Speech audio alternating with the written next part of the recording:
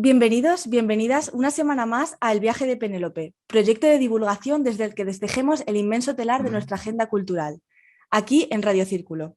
Buenas tardes, Rodrigo. ¿Qué tal, Claudia? Buenas tardes. ¿Cuál es la parada de hoy? Pues esta semana hemos decidido llevarnos el programa lejos de nuestras fronteras habituales.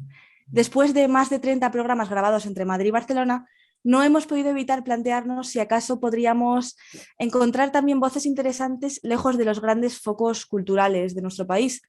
Por eso, en este programa vamos a hablar de cómo es la conversación cultural fuera de los ejes de las capitales, en lo que hemos tenido a bien llamar la periferia.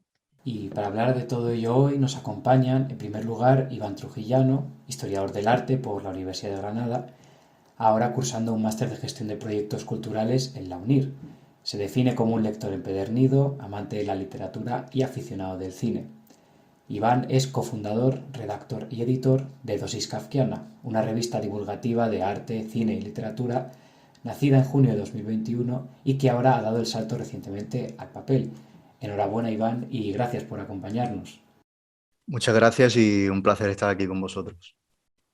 También está con nosotros Daniel González, que es estudiante de la Escuela Superior de Arte Dramático de Cáceres, fundador y director en la agrupación de arte contemporáneo y performance Punto de Fuga y colaborador de la revista Habla de Arte.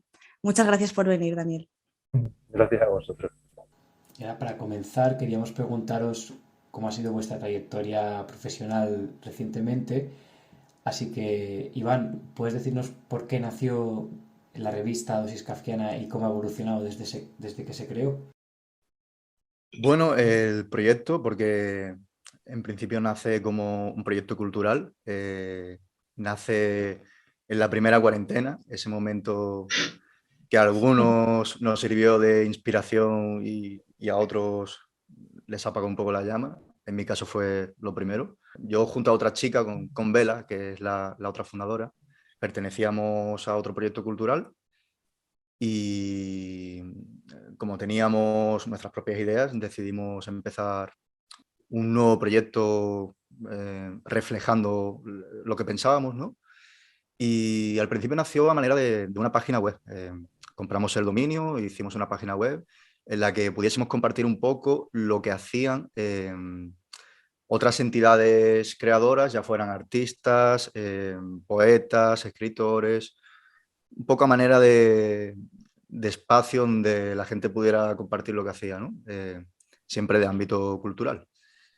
Esa versatilidad que teníamos siempre Bela y yo queda reflejada ahí en ese proyecto. Y en cuanto a versatilidad me refiero a que si bien los dos somos historiadores del arte, pues nos encanta la literatura, la música, la poesía y toda vertiente dentro de la cultura, ¿no? Y ya a partir de ahí, pues todo se va ramificando, surgen redes sociales y siempre la idea de la revista siempre andaba por ahí, hasta que al final acabó materializándose.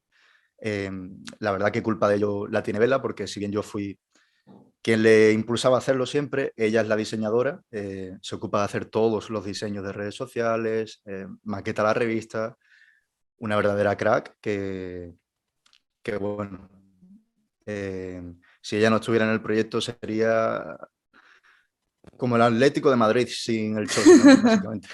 Y antes de emprender ese proyecto, ¿estuviste en otro tipo de proyectos culturales? Cuando empezaste la carrera, por ejemplo. Sí. Curiosamente, yo con 9, 10 años ya me ocupaba de crear páginas web, subir recomendaciones cinematográficas, literarias. Era un poco friki en ese sentido. Y luego, curiosamente, tiré más por el tema deportivo y colaboré en distintos medios deportivos de baloncesto principalmente. Hasta que ya empecé la carrera y sí me volqué más por el tema cultural. Pero bueno, también es verdad que era un poco, iba muy a mi bola, ¿no? Hasta ese momento de crear el proyecto de Dosis, que animado por Vela también, ¿no? Que me impulsaba a hacerlo y quería que reflejásemos todas esas ideas que siempre habíamos compartido entre nosotros y materializarlo en realidad, ¿no?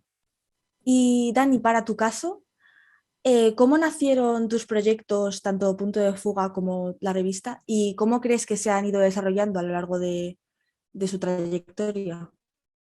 Pues si queréis os hablo un poco de cómo nace la revista, que también tiene que ver mucho con esa primera cuarentena, que a todos nos dejó un poco ahí muertos o activó un poco para que creásemos proyectos y demás, o para, en nuestro caso, yo me juntaba por ese entonces con algunas asociaciones de activismo por Extremadura, que buscaban un poco tejer un poco ahí tejido cultural juvenil, un rollo así de plataformas a las que acudir para encontrar a raperos, a gente que pintase murales, a gente que escribiera, pero aquello eran un poco, o sea, no eran proyectos que cuajasen. Entonces en esas conversaciones de cuarentena y demás me encontré con Victoria, que es la directora de Habla de Arte, que por aquel entonces estaba redactando en otras revistas, y me hablaba de que quería fundar una revista. Yo le hablaba de esas plataformas culturales juveniles y ella me hablaba de que quería fundar una revista de literatura, ¿no? De como de articulillos así, de crítica literaria. Y yo le decía, bueno, ¿y por qué no lo extiendes a otras artes? Entonces, bueno, con conversaciones y demás, pasó un año y luego ya volvimos a contactar y ya había un equipo bastante potente de gente a lo mejor que se dedicaba, o poetas o críticos de cine, todos muy jóvenes. Y de ahí surge un poco de la idea de tejer un tejido así cultural en Extremadura que, bueno, no lo hay como tal, pero sí que es verdad que entre los jóvenes en Extremadura siempre está como esa idea de querer hacer una plataforma o plataformas donde tú puedas acudir y encontrarte un poco pues, con las creaciones, bueno, creaciones juveniles que te vas encontrando en diferentes ramas. Y por cubrir un poco esa parte. Y luego Punto de Fuga surge un poco más tarde, en la pandemia. Bueno, siempre nos deja ahí como un pozo de qué cojones hago con mi vida, ¿no? Creo que nos ha pasado todo un poco, a todos un poco eso. Pues pasa la pandemia y me pongo yo a hablar con mis compañeros de carrera, con gente un poco de mi profesión, actores de teatro y demás, productores, y les digo, oye, que yo quiero hacer esto. Y encima quiero hacer algo que no se haya hecho nunca en Extremadura, que es el tema del arte contemporáneo, la performance y demás, que es un hueco, hay un hueco enorme, al menos en nuestra región, ¿no? Y nada, quise empezar un poco este proyecto así como por amor al arte, y tuvimos ahí cierto recorrido y ahora ya estamos presentando proyectos a festivales, estamos moviéndonos por museos. Y creo que si todo va bien, podremos cubrir esa parte que yo quería, que es que la creación joven contemporánea en Extremadura sea conocida afuera. Estamos un poco en esa línea ahora, llevando cosas a Madrid, llevando cosas fuera de Extremadura. A ver qué tal sale. ¿Cuáles son los mayores obstáculos que habéis enfrentado y seguís enfrentando para sacar adelante vuestros respectivos proyectos? Y en segundo lugar, ¿cuáles creéis que hubieran sido más sencillos de sobrepasar si se desarrollasen en una gran capital cultural como la que ha mencionado Claudia, que podía ser Madrid o Barcelona? Bueno, en primer lugar, muy interesante el proyecto de Punto de Fuga de Daniel y muy curioso también, ¿no? de encontrarnos otro ejemplo que nace de ahí de la cuarentena. En cuanto a la pregunta, yo siempre digo que mediante más avanzas en el camino, más dificultades te encuentras siempre. Cuando lanzas un proyecto, tienes dos opciones principales. O te quedas en un círculo de confort o eres un poco más ambicioso y te expones también a lo que te puedes encontrar, ¿no? Las dos opciones son igualmente válidas. En nuestro caso tiramos un poco más por lo segundo y luego ya, claro, te encuentras con más obstáculos legales, que son complicados si no tienes un asesor o te van saliendo críticas, ¿no? Se cogen las cosas siempre con pinzas. Y en cuanto a lo de Madrid, era la otra pregunta, si estuviéramos en Madrid, sí. Todo tiene sus pros y sus contras, ¿no? Yo creo que el tema de la capital, por supuesto, favorece el networking, haces contactos más fácilmente, te encuentras con las instituciones más potentes también, pero hay mayor competencia, que eso siempre está ahí. En Granada, al final, allí se nos conoce, ¿no? En Madrid probablemente seríamos un proyecto cultural más de tanto. Son ventajas que puedes tener porque eres más conocido en ese sitio, o gracias a las redes sociales también te puedes desarrollar en otros espacios y en otros lugares.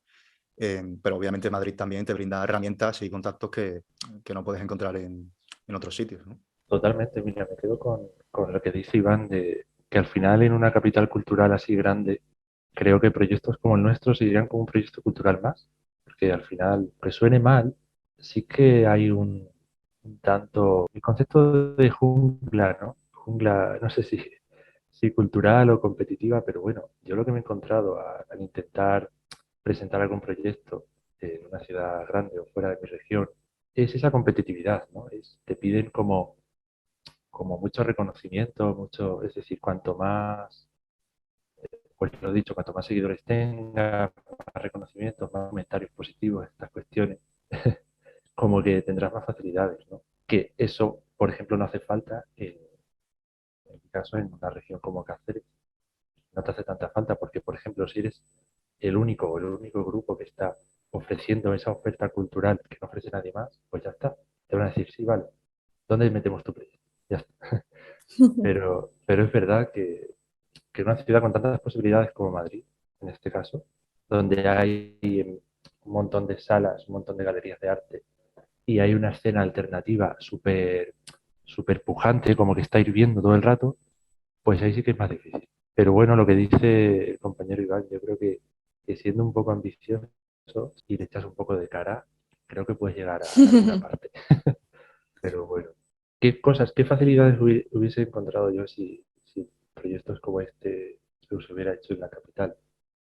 Pues no tengo ni idea porque no estoy allí ni estoy allí. Y yo las dificultades que me he encontrado tienen que ver con el tema que vamos a tratar aquí, que es el tema de la periferia. Creo que en una ciudad más grande es más difícil llegar al tema de que te hagan caso, pero al mismo tiempo las instituciones están buscando más, creo que por eso mismo de que hay como más oferta cultural, creo que las instituciones están buscando o tienen más filtros ahora a la hora de buscar esos productos, esas ofertas. Yo creo que por un lado es más difícil por el tema de la competitividad sobre todo, pero por otro lado estás más en contacto con la industria cultural. Eso asegurado 100%. Porque en una región como Cáceres, en los pueblos, no hay industria, no hay nada. Tienes tú que llegar al secarral que sea, Claudia lo sabe, y tienes que buscar el espacio, la casa de cultura o el espacio expositivo que haya en ese pueblo, si lo O hay, el bar. o el bar, y decir, hola, hago tal cosa. Y entonces ahí ya te dice, ah, pues mira, si quieres te dejamos este espacio y nada, te traes a tu gente y ya está. Pero no te pienses que vas a tener público, va a ser allí como, bueno, por pasar el rato y ya está. Quiero decir que no hay una industria cultural o de espectáculos como tal.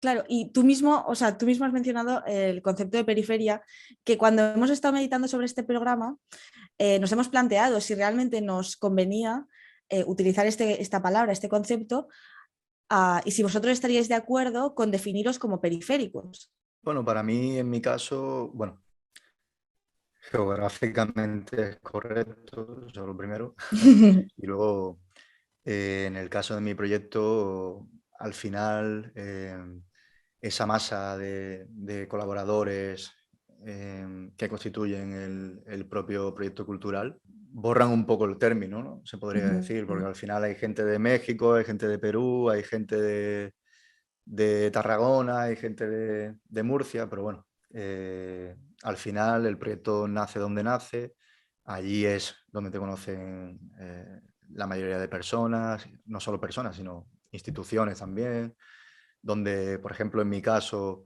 hemos celebrado la presentación de la revista física allí en Palacio del Almirante en Granada, cosa que probablemente no podríamos haber hecho en otro sitio.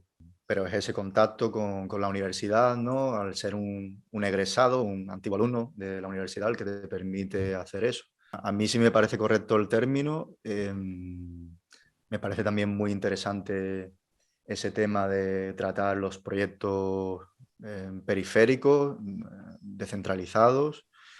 Pero ya te digo, al final en la era digital todo acaba en el mismo saco, tarde o temprano. Claro, sobre todo si utilizas las redes sociales para difundirte. Sí. Yo creo que las redes ayudan muchísimo. Yo, por ejemplo, no habría podido llegar a ciertos contactos de Madrid de no ser por las redes sociales. Y el concepto de periferia a mí me gusta especialmente porque no solamente hace referencia a lugares alejados de la industria cultural, geográficamente hablando, sino que a mí me gusta también relacionarlo con, bueno, voy a meter aquí un concepto que a mí culturalmente me interesa mucho, que es el mundo del lumpen y de lo periférico a nivel económico también, ¿eh? Quieras o no, en lugares rurales, eh, como falta, como no llega tanta, ¿cómo explicarlo? A mí, lo que decía es que a mí me gusta relacionar el concepto de periferia no solamente a nivel rural, a nivel geográfico, sino también a nivel económico. Para nosotros, supongo que para Iván también, seguramente ha sido súper difícil eh, a nivel económico financiar estos proyectos y encontrar los contactos, eh, porque al no haber una industria tejida cultural como tal, es mucho más difícil llegar tanto a compañeros como a instituciones. Está todo mucho más individualizado. Eso te da facilidades en unas cosas. Como he dicho antes, creo que llegas al sitio que sea y le dices, mira, tengo esto. Y te dicen, pues nosotros nunca hemos hecho aquí nada de esto. Venga, te metemos el proyecto donde sea. Pero por otro lado, no hay una industria como tal. Mira, yo me he encontrado a lo mejor hemos llevado alguna performance a algún pueblo, la gente no tenía ni pajorera idea de lo que estábamos haciendo, pero había otra gente que nos decía, qué guay encontrarse esto de repente en medio del campo porque no te lo, no te lo esperas. O nos decían, bueno, esto es muy de Madrid, ¿no? Muy de otros países, ¿no? Y sí, sí, puede ser. Pero la idea es como que, ese tipo de comentarios dejes de encontrar, pero, o sea, es bonito, pero eso nos hace ver un poco la falta, la necesidad de industria cultural a nivel rural que no existe. Sí. Sí, sí. Y en ese sentido, ¿cómo crees que las instituciones te apoyan o te valoran? Porque ahora mismo estaba recordando, o sea, tú y yo conocemos la provincia de Cáceres y realmente en todos los pueblos hay algún tipo, si no varios, de festivales culturales, de teatro, de música, en fin, múltiples, que digamos que permiten que la gente se acerque a la cultura. Y estaba pensando que si realmente son mucho más como fáciles de acercarte a ellos, las instituciones, siendo que tú eres local. Porque tú mismo comentas que la financiación es mucho más complicada, pero siendo que eres el único que oferta este tipo de servicios, ¿no te valora mucho más? Pues las instituciones no hacen mucho caso. No sé no sé qué se habrá encontrado el compi Iván, pero creo que es complicado. A ver, eh, aquí lo normal es llegar con un proyecto a un ayuntamiento y lo primero que te dicen es, bueno, si eres empresa, si eres asociación y tal. Entonces, ¿qué pasa? Que una agrupación juvenil normalmente no es empresa, tiene poco dinero y eso a las instituciones, a no ser que estén convocando una convocatoria así de creación juvenil que hay muy pocas al año. Y Ujú. encima, en regiones periféricas dependemos mucho de los presupuestos así centrales o de la Unión Europea, que esa es otra historia. Como no sean convocatorias de ese tipo, que a lo mejor en mi caso me encuentro una o dos al año, Ujú. es complicado que un ayuntamiento te acepte un proyecto porque no tienes la financiación necesaria, ni los partners, ni estás ofreciendo como ¿cómo se dice? Ni estás aportando facilidades para que haya más turismo, que al final es lo que le interesa mucho a los ayuntamientos así rurales. Que tú Claro, con tu oferta consigas atraer gente de otros lugares. Pero claro, si no te conocen gente de otros lugares, ¿cómo vas a atraer gente de otros lugares? En ese sentido, ya, bueno, es un poco complicado, pero sí que es verdad que las instituciones más o menos van buscando cada vez más que los jóvenes presentemos cosas. Eh, Solo que yo lo veo complicado, no veo que se vuelcan lo suficiente. ujú, Y en cuanto a lo que comentabas de los festivales, perdona, Claudia, eh, es interesante cuando esos festivales buscan cosas nuevas y buscan innovar y buscan creación juvenil. sí, Pero ¿qué ocurre? Que los festivales, al menos en mi región, no se renuevan. Están contando siempre con las mismas personas, las mismas empresas, y no ya, se renuevan. Eso también es un problema que no sé si tendrían que verlo desde los ministerios así de cultura, o sea, perdón, las concejalías de cultura de cada región, o no sé de dónde lo podrían ver, pero yo me encuentro en los festivales siempre lo mismo. ya, Siempre la ya, misma ya. gente, siempre... un poco. No sé si a Iván le pasa un poco esta situación.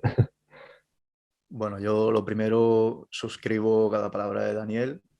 Em, Al final también os digo que eso es una cosa que pasa en España.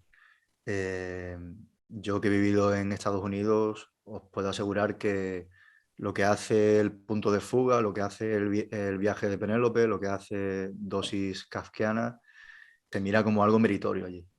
Como el mérito de que hayas emprendido en eso, de que lo estés sacando por tu cuenta, con mucho apoyo. Si no es institucional, es por alguna entidad que haga sus veces de mecenas, ¿no? Ujú, Y te basta tomarte una copa de vino allí para encontrarte a alguien que le guste tu proyecto, ¿no? Y que lo avale. En el caso de España, pues yo lo que ha comentado Daniel, ninguneado completamente por el ayuntamiento de mi ciudad natal, cuyo nombre no revelaré. Eh, y los motivos, pues los que ha explicado el propio compañero. No hay más que eso.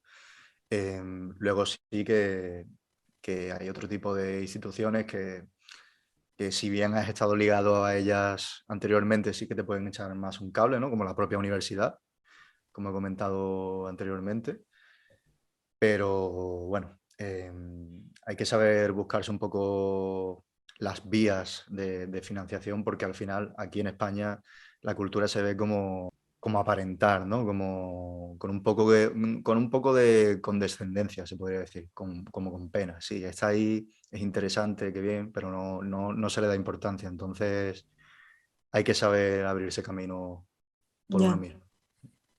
Ya ves, yo si me permitís, se me ocurre un ejemplo, por ejemplo, el flamenco, que es una cosa como tan enraizada, ¿no?, en nuestra cultura, y los artistas de flamenco son la mayoría, viven en la miseria en este país, pero en la miseria absoluta, ¿eh? Raquel Palma, que es una bailadora de flamenco, que sale en televisión española habitualmente, pues no creáis que gana, quiero decir, aunque sea famosa, no creáis que gana dinero, ¿eh? Quiero decir que sí, hay como un ninguneo, no sé, se prima, no sé, yo estoy descubriendo ahora un poco qué es lo que se prima realmente y tiene mucho que ver con eso, con que tú consigas traer como, no sé, turismo, como abrir las puertas hacia lo internacional. Es que no sé realmente lo que buscar. Nos encontramos constantemente eso, ¿no? Como me gusta también investigar, me gustaría saber qué buscan los ayuntamientos, qué buscan Claro.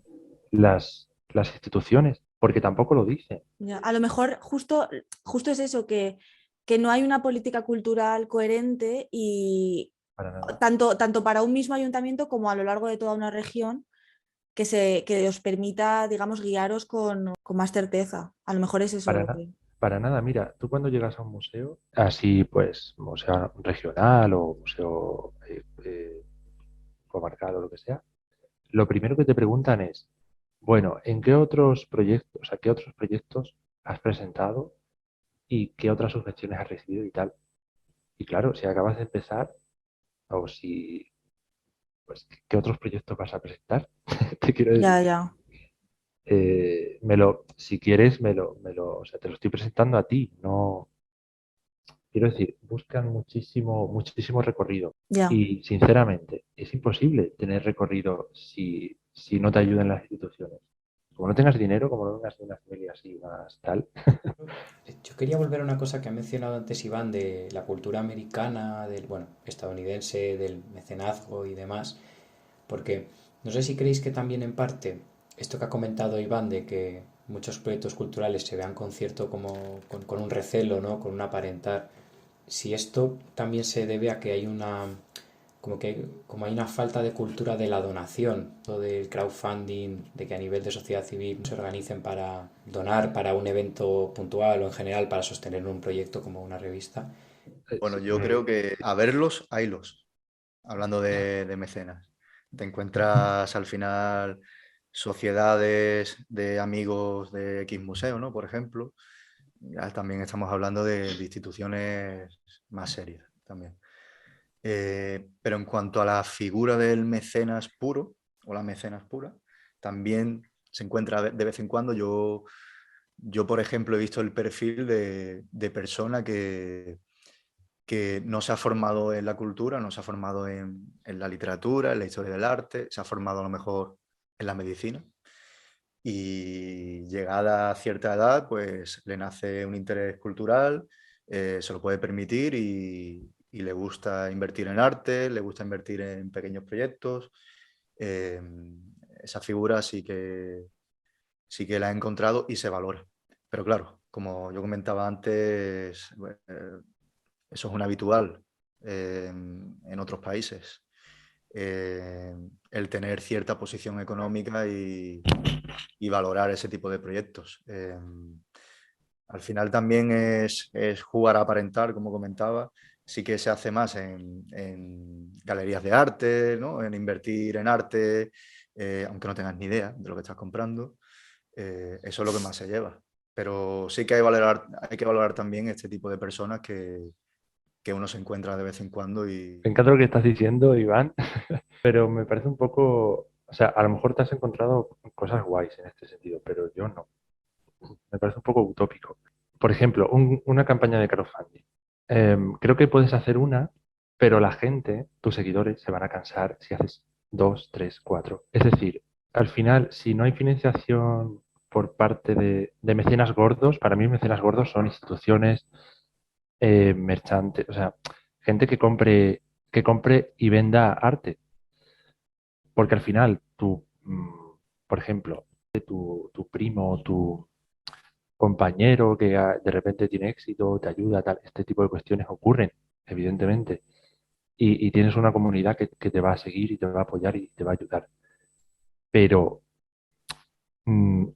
creo que como no recibas una financiación externa más interesante, tus seguidores, tus mecenas o esos momentos de micromecenazgos no duran, no duran. No es por rebatir lo que estaba diciendo Iván, sino que simplemente yo, por ejemplo, estoy cansado de esta pregunta, me la han hecho más veces, y el tema del mecenazgo me parece un poco, no sé cómo decirlo, creo que la gente no entiende lo que es el mecenazgo. La gente no consume cultura como, como nos gustaría a quienes la producimos. No, no se consume.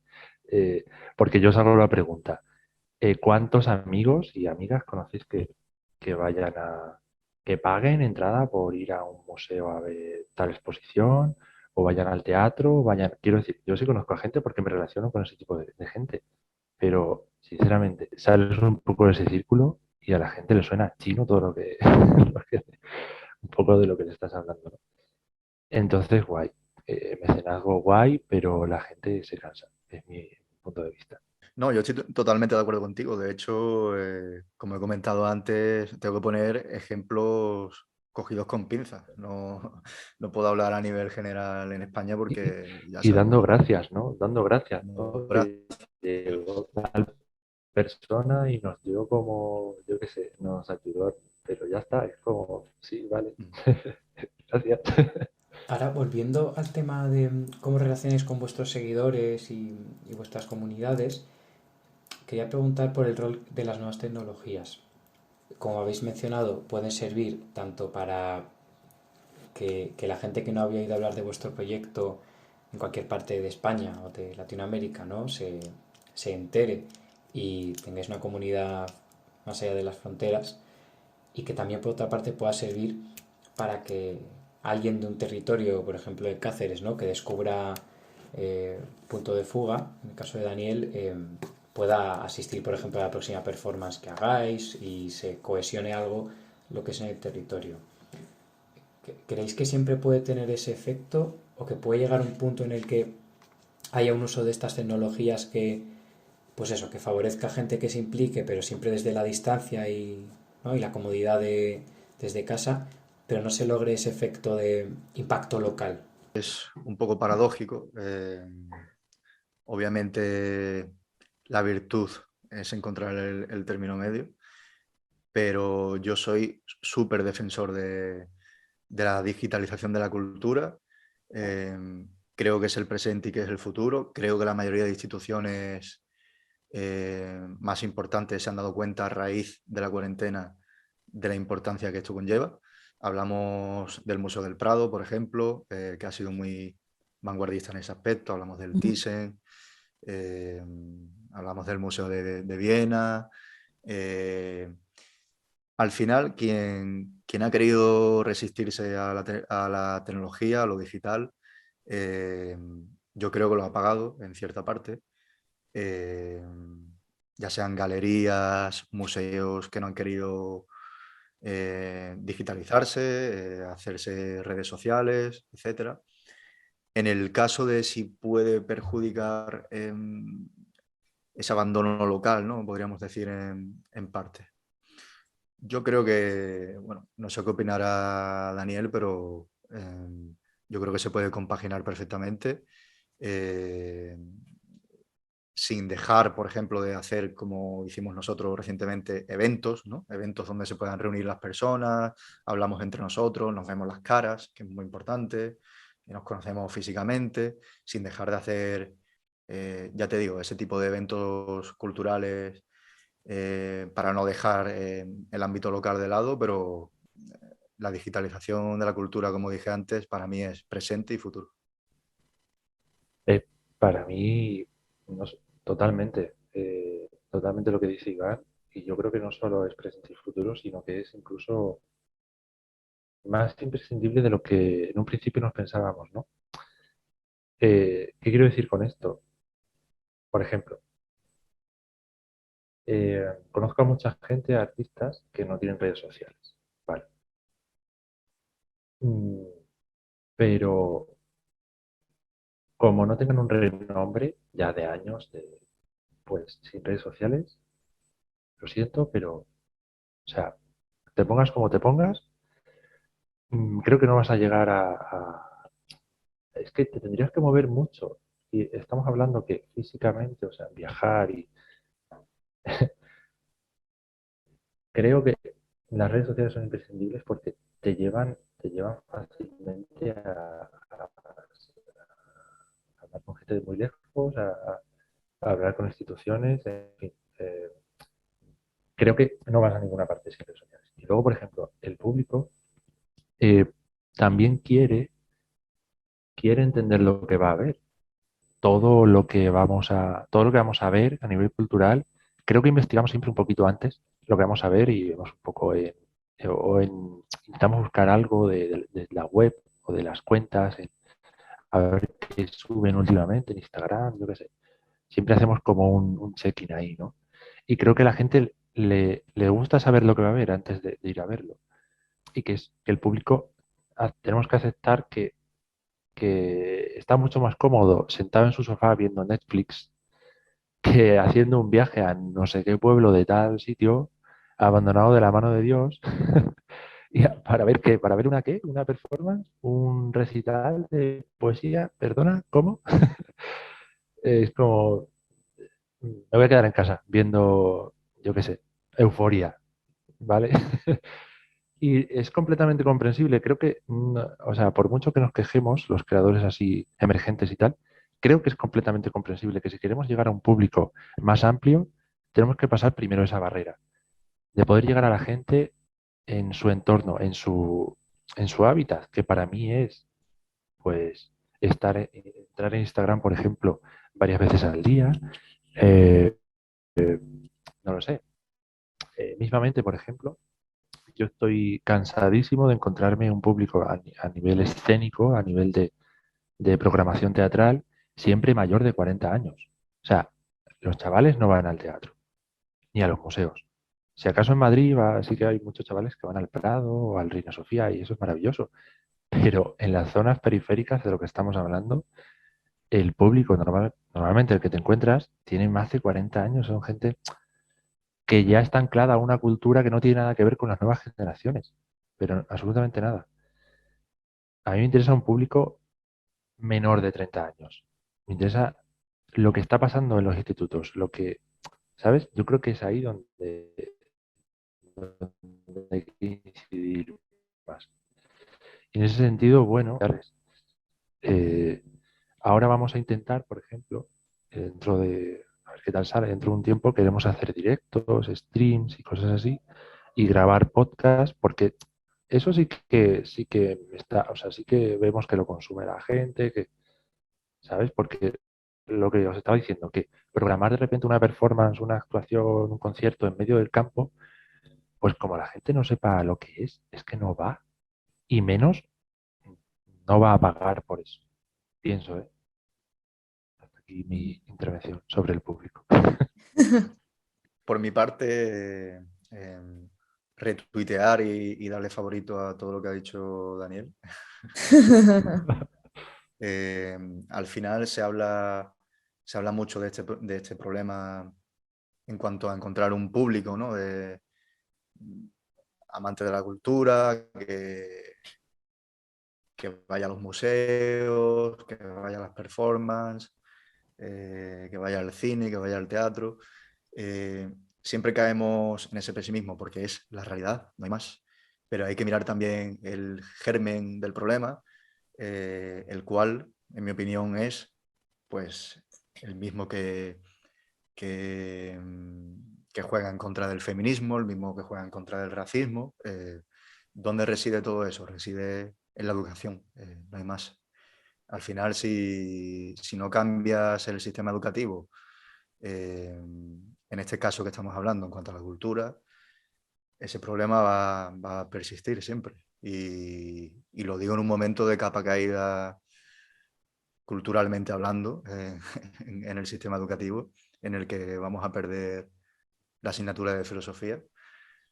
Pero bueno, ya te digo, si no se cambia desde la base, no va a nacer de uno mismo, que sí nace en casos puntuales, ¿no? Aquí seguramente los que estamos reunidos, pues ha sido así, por algún motivo, por algún libro, por algún profesor, pero quitando esos casos puntuales, como dice Daniel, es muy difícil encontrar público juvenil amante de la cultura. Sí, sí, totalmente. Una pequeña pregunta ya para cerrar el programa. Brevemente, ¿cuáles son o cuáles creéis que son los errores que habría que evitar o la estrategia que seguiríais de cara al futuro? Porque me da la impresión de que al final ya hemos tenido una actitud un poco más negativa, pero tenemos que ver como la manera de mejorarlo, ¿no? De proyectarnos hacia un futuro más brillante. Claro, yo creo que sí, es negativa, pero porque por las dificultades que te encuentras, ¿no? Y el abandono muchas Claro. veces. Pero también hay mucho, creo que hay mucho de aprendizaje, mucho de aunque la crítica sea negativa, eh, creo que hay mucho de dónde aprender y mucho de dónde encontrar soluciones. Pero yo, antes de nada, me gustaría que las instituciones, y ahora si queréis vemos, aportamos soluciones y vemos a ver, Iván, qué se nos ocurre para mejorar esto. Pero yo, antes de nada, me gustaría que las instituciones dejasen de vernos a los chavales como gente que se reúne en los parques, sinceramente, a fumar porros y a no hacer nada con su vida. Porque muchas veces las instituciones o los ayuntamientos te ven como una criatura alienígena, algo ahí como algo raro, algo como, perdona, ¿qué nos traes? ¿Qué es lo que...? Y eso, lo siento mucho, pero no somos nosotros quienes tenemos que cambiarlo. Esos son los de ahí, los que están metidos en esos puestos, los que, como decía Iván, pueden cambiar el sistema educativo desde dentro, pueden, ¿sabes? Nosotros no lo vamos a cambiar. Es un poco que nos escuchen, que yo haría un llamamiento a eso, a que nos escuchen, a establecer espacios de comunicación juvenil, a que, a que realmente no se nos aparte y se nos vea como alienígenas. A lo mejor me pasa un poco, pero quien me escuche seguramente se reirá o lo que sea porque es realmente así. No sé qué opina Iván. Sí, bueno, yo totalmente de acuerdo con Daniel. Lo que sí que añadiría un mensaje más optimista, porque no queda otra. Y yo creo que cuando haces algo con pasión y también tienes esa mentalidad fría de ser capaz de realizar análisis para que te mejore tu proyecto y tal y cual, al final se pueden conseguir cosas y sé que sería extrapolarlo demasiado, pero nos encontramos el caso de streamers, de creadores de contenido de YouTube, que al final con cero ayudas han llegado a donde han llegado. Y sí, y me podréis decir, sí, pero es que se dedican a los videojuegos, que tiene un mayor alcance que ya quisiera la cultura, ¿no? Sí, también es verdad, pero se puede crear ese interés, se puede crear alejándose un poco del lenguaje académico, que no significa abandonar la rigurosidad, ni mucho menos. Intentar llegar al público de manera más cercana, hacer sorteos, aumentar la participación, eh, crear ese interés. Si no existe, créalo tú. Y al final yo de primera mano conozco varios proyectos que sirven de imagen y de escaparate para mí, en mi caso, en los cuales me fijo, aprendo de ellos, en ocasiones les pregunto directamente por consejo y han llegado ahí. Y al final, cuando llegas ahí, sí vienen las ayudas, cuando ya has pasado lo peor, Ya. porque ya eres alguien, ya tu marca significa algo. Pero para llegar ahí yo creo que con pasión y haciendo bien los deberes también se puede conseguir algo. Los institutos, creo que es la clave. Es donde está la gente que dentro de 5 o 10 años va también a tener opinión propia si no la tiene ya. Y son esa gente quienes están jugando videojuegos, quienes están consumiendo directos, quienes están viendo Netflix. Es decir, creo que es el público potencial al que tenemos que ir si queremos que nos escuchen.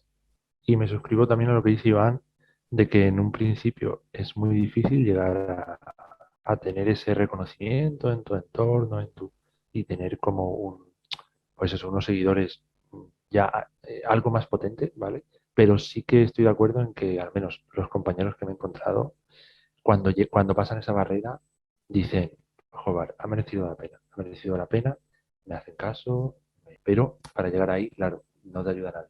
Y es lo mismo de siempre, mucha pasión, mucho amor al arte, mucho tal, pero las mismas dificultades.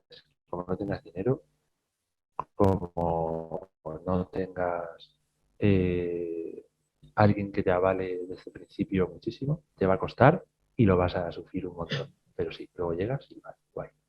Muchas gracias Iván y Daniel por habernos acompañado. Muchas gracias también a toda nuestra audiencia por seguirnos semanalmente. Esperamos que tengáis un buen lunes y un buen inicio de semana y nos vemos el próximo lunes en una nueva entrega de este viaje.